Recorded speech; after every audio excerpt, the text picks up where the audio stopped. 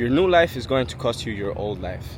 Now, the reason I'm saying that is because a lot of people have a misconception of what identity truly really is and means, right?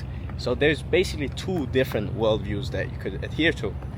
One of them is the view that your identity is static, whereas the other one is that your identity is dynamic. Now, by getting out there in the world and doing things with a growth mindset, you realize that your identity is actually dynamic, and most people have lied to you. There is no real you. There is no specific set of behavior that you will adhere to for the rest of your life. No, you change in better ways, in worse ways. Literally day by day, there's going to be a slightly other version of you, and you can kind of influence that version. Now, a lot of people, they sit at home, they think about their desired reality, and they think that the version in which they're currently in is going to be able to achieve that desired reality. It couldn't be further from the truth. The only way you can really get to your desired reality is by changing your identity, your ways of thinking, the beliefs you hold, and everything that comes with that. And that doesn't mean you can't be authentic. No.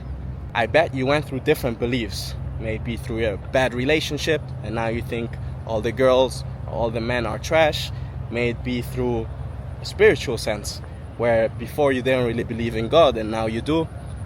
You realize that your mind is dynamic and you should fully lean into that. Now, how can you influence who you become? I think the biggest influence is basically your environment.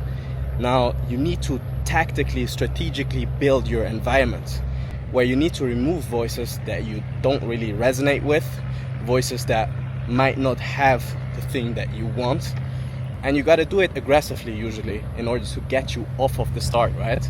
Now, as with everything, there's going to be a chapter of kind of brute force in the beginning.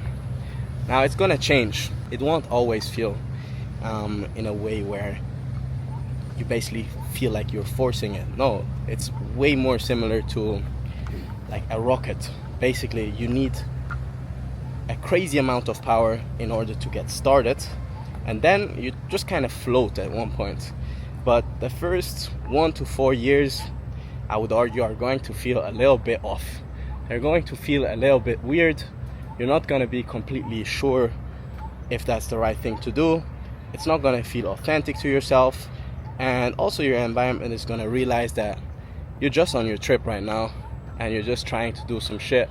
But yeah, it doesn't really feel right. Now you have to push through this stage, because after this stage and also on this journey, you're going to meet a lot of other people that have similar efforts or that put similar efforts into this. And they're going to make you feel a lot lighter because it's their same reality. You're basically not competing with one set of reality that exists in your hometown. No, you understand that this thing that you're working on is actually real and there's other people, and that makes you feel a lot easier, and you can also draw a lot of energy from them. So environment engineering, understanding how you work, understanding your type of personality is the number one key in order to change your identity. Obviously, you also just simply need to make a decision and just address this with a brute willpower, but willpower usually isn't that sustainable. So make sure you build yourself an environment that allows your identity to get to the desired point of your reality. Decide today. Take care, guys.